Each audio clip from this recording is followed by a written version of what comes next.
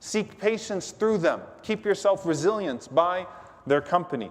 And there's a story I'll end with here. It's the story of Ibn Abbas radiallahu anhuma. One of my favorite stories of a young man who had a vision.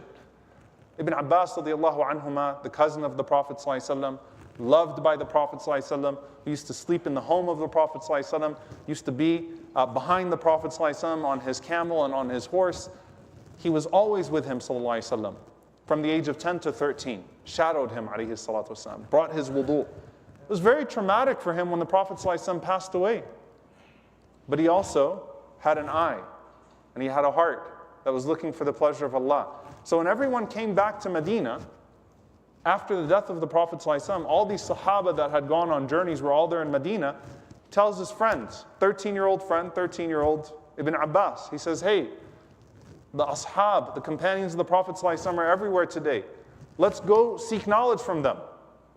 They're all here in Medina. Let's go ask them to narrate to us their ahadith, their time with the Prophet ﷺ. Let's get something for them. And his friend is narrating the incident. He says that, I told him, you go ahead and do that. I'm going to keep playing and relaxing. Let's go play with the pigeons instead. Ibn Abbas radiallahu anhuma says, فَتَرَكْتُهُ. He said, I let him go. I left him. I went and I started to sleep on the doorsteps of the companions of the Prophet ﷺ, collect ahadith, collect fiqh, their knowledge, their jurisprudence. Years later, they've grown up, and that man is walking by, and he's still playing with the pigeons as an adult. And Ibn Abbas radiallahu anhuma's house has become the first university in the history of Islam.